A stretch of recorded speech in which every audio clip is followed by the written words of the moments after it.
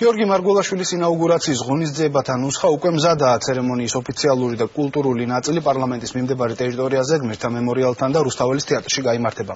გეგმის მიხედვით საქართველოს ჰიმნს სახელმწიფო სიმფონიური ორკესტრი და კაპელა შეასრულებენ.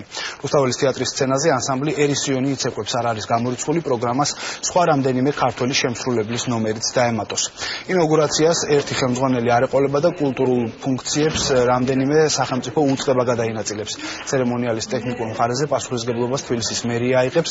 17 ნოემბრის ინაუგურაციის პროგრამას ოფიციალური მიღება დაასრულებს. ინაუგურაციაზე დასასწრებად ოფიციალური მოსაწვევი გაეგზავნა მიხეილ სააკაშვილსა და ედუარდ შევარდნაძეს.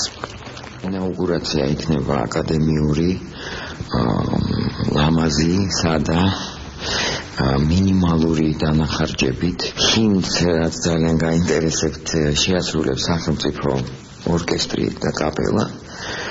შემდეგი ეტაპი იქნება პატივს მიაგებს პრეზიდენტი დაღუპული გმირების ხსოვნას და ჩატარდება კონცერტი რუსთაველის თეატრში. ვიპოვეთ ოპტიმალური ვარიანტი იმისათვის, რომ ეს ინაუგურაცია იყოს სადა, რაც მთავარია არ დაჯდეს ძალიან დიდი თანხა, რადგანაც ეს თანხა არის გადასახადების, გადამხდელების თანხა. გაიმართება გმირთა მოედანზე კიდევ ერთი პატარა ცერემონიალი, რომელიც გამოიხატება იმაში, რომ საქართველოს პრეზიდენტი ფიცის დადების შემდეგ პატივს მიაგებს საქართველოს გმირებს.